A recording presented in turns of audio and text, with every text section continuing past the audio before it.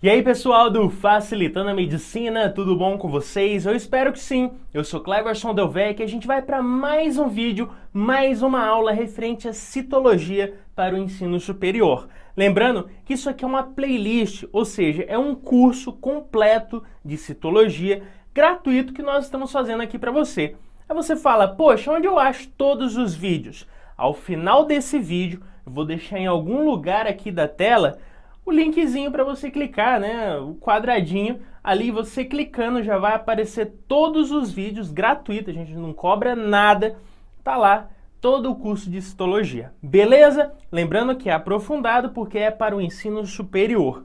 E eu convido você a participar da nossa comunidade, que é simples e gratuita também, só clicar nesse botãozinho vermelhinho e inscrever-se, clicou ali, você já faz parte aqui. E a vantagem, segunda a sexta, tem sempre novos vídeos referente à área da saúde, não só citologia, anatomia, fisiologia, as especialidades também da área aí da saúde. Tranquilo? Então vamos logo ao que interessa, vamos dar mais um passo referente a essa citologia. Vamos lá. Bom, galera, hoje nós vamos falar sobre transporte pela membrana plasmática. Vamos citar alguns exemplos, uns tipos, mas nós já demos um pitaco referente a esse transporte no vídeo em que falamos de transporte ativo e passivo nesse curso. E claro, a gente vai relembrar um pouquinho sobre eles hoje. Mas o que a gente tem que fazer de início, antes de dar esse primeiro passo, seria exatamente a gente lembrar que a membrana plasmática ela é uma barreira, ou seja, nem tudo entra e nem tudo sai dali. E claro, essa barreira é protetiva e, de certa forma, ela faz essa seleção. E devido a essa seleção do que entra e sai, nós vamos ter diferenças de concentrações de algumas substâncias, de alguns íons, fora e dentro da célula. Vamos dar uma olhada nisso. Bom, galera, como a gente vê nessa imagem, a gente percebe a diferença dos íons, a concentração. Nós temos maior quantidade de sódio fora da célula. E dentro da célula, o que vai predominar mais? Aí a gente vê nessa imagem o potássio, por exemplo. Aí, quando a gente sabe que algumas substâncias têm maior concentração fora e outras maior dentro, a gente tem que lembrar do transporte.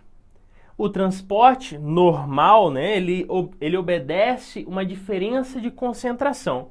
O que seria isso? Bom, o sódio nós falamos que ele está mais concentrado fora. Então, se ele for passar ali para dentro da célula, esse é o normal a se acontecer. Por quê? Porque o normal é o transporte ir de forma passiva, naturalmente, por diferença de concentração, do meio mais concentrado, do sódio, que é mais concentrado lá fora, e ir para o meio menos concentrado, que é dentro da célula. Agora, se eu quisesse fazer o contrário, jogar o sódio, tem um pouquinho de sódio dentro da célula, e eu quero jogar esse sódio do meio menos concentrado para o mais concentrado, eu não consigo fazer isso naturalmente, eu necessito de energia para que eu jogue esse sódio de dentro da célula para fora da célula. Então, galera, o transporte normal ele é obedecer esse gradiente de concentração, por exemplo, do sódio ir do meio mais concentrado fora da célula para o meio menos concentrado, que é dentro da célula. E aí, galera, a gente falou nos vídeos passados sobre o transporte ativo e passivo. O passivo, ele obedece esse gradiente de concentração que a gente falou, de ir do meio mais concentrado para o menos concentrado. Vamos dar um outro exemplo? A gente falou o quê? Do sódio e o potássio. O potássio ele é mais concentrado aonde? Dentro da célula. Então, o normal dele é sair da célula e do meio mais concentrado, intracelular, para o meio extracelular. Agora, e se eu quiser jogar potássio dentro da célula? Só se eu gastar energia, beleza? E aí a gente divide o transporte em ativo e passivo. O passivo é aquele que eu não gasto energia, beleza? E o ativo é quando ele, de certa forma, necessita gastar energia. E é exatamente ele gasta energia porque ele vai contra essa lei, ele vai contra o gradiente de concentração. Ao invés de ir do meio mais concentrado para o menos concentrado, como ocorre no transporte passivo, Aqui no ativo ele vai fazer o que? O contrário, ele joga do menos concentrado para o mais concentrado. E eu só consigo fazer isso com gasto de energia, com gasto de ATP. E aí, galera, começa, né, os tipos dos transportes, né? Por exemplo, nós sabemos, né, e vimos no vídeo passado que as substâncias que passam com facilidade pela membrana são aquelas substâncias muito pequenas, né, muito amenas, bem pequenininhas, e que são o que? Sem carga. Agora, e substâncias grandes? Elas necessitam, de certa forma, de uma proteína nessa membrana que serve de canal ou de transporte, né? Uma proteína canal ou uma proteína transportadora para que elas passem por ali. E aí a gente vê os tipos de transportes, né? Tem o uniporte, tem o simporte e o antiporte. É bem sugestivo, né? Se a gente prestar bem atenção na imagem, a gente vê o quê? Que o uniporte é quando passa só uma substância por essa proteína de membrana, né? Que está ali possibilitando a passagem de uma substância. E se for simporte, é quando eu tenho dois íons, por exemplo, que passam por essa proteína de membrana para o mesmo sentido, ou seja, ambas passam por ali no mesmo sentido. E antiporte, quando duas substâncias passam por essa proteína de membrana, porém em sentidos contrários. Tranquilo? Isso é bem simples, né? A gente consegue observar bem nessa imagem. E galera, a gente sabendo esses tipos, né, de forma de transporte, uniporte, simporte, antiporte, a gente pode ver alguns tipos de transporte ativo, como o ativo primário. O ativo primário, como que ele seria? Bom, a gente falou o exemplo do sódio, né? O sódio ele é mais concentrado onde? Fora da célula, beleza? Isso a gente já falou. Então, se eu tenho uma moléculazinha de sódio dentro da célula, que é o meio menos concentrado, e eu quero jogar ela para fora dessa célula, que é o meio mais concentrado, eu só consigo fazer isso com gasto de energia. Esse é o chamado transporte ativo primário, ou seja, eu jogo do meio menos concentrado para o mais concentrado com um simples gasto de um ATP. E isso é o transporte ativo primário. Mas nós temos o secundário, vamos entender isso aí agora. Bom, galera, o secundário, como que ele é? Bom, o secundário a gente vê um exemplo de simporte. O simporte a gente falou que é o quê? Duas substâncias, né, passando por essa proteína que está nessa membrana e, de certa forma, né, por essa proteína transportadora, eles passam ali duas substâncias juntas. Mas o que a gente pode falar de exemplo, né, desse tipo de transporte secundário, né, ativo secundário? Galera, o que acontece?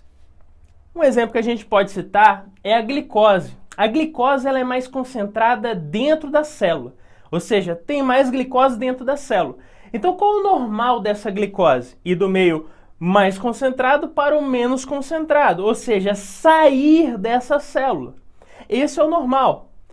Agora, se o normal dela é sair, como que ela vai conseguir entrar na célula? É aí que vem o pulo do gato. A gente cita esse transporte ativo secundário, um dos tipos, né, dessa glicose entrar na célula. O que acontece? Ela entra em conjunto com o sódio, que é mais concentrado fora da célula. Então a tendência do sódio, que a gente já falou, é de entrar na célula, né? Porque ele é mais concentrado fora, né? E do meio mais concentrado para o menos concentrado. Então eu uso, né, o potencial eletrolítico desse nosso sódio, né, para entrar em conjunto com a glicose dentro da célula. Então eu uso, de certa forma, o potencial energético, o potencial eletrolítico desse sódio, que ele tende a entrar na célula, e jogo junto a glicose por um processo de simporte.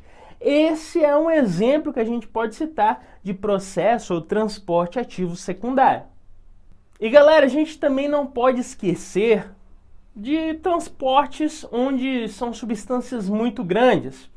E aí a gente cita, né, até tem parte aí com a parte de imuno, né, uma certa relação e outras matérias também, que é a fagocitose. Por exemplo, eu tenho uma proteína, né, que é considerado algo grande, e eu quero englobar ela e jogar para dentro da célula.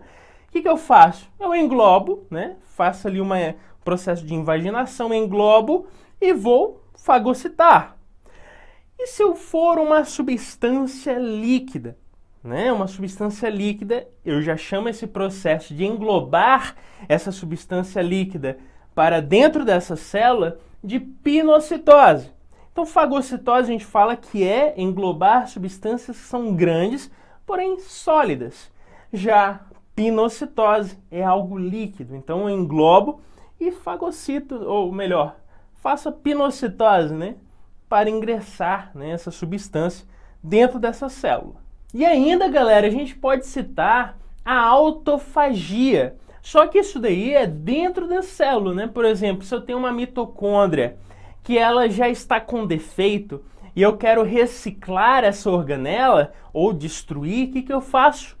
Eu faço essa autofagia, né? Englobo esse tipo de organela e depois vou fazer aí a reciclagem ou destruir de vez ela, porque ela já está com algum problema, né? Pode gerar algum dano celular, então eu descarto ela.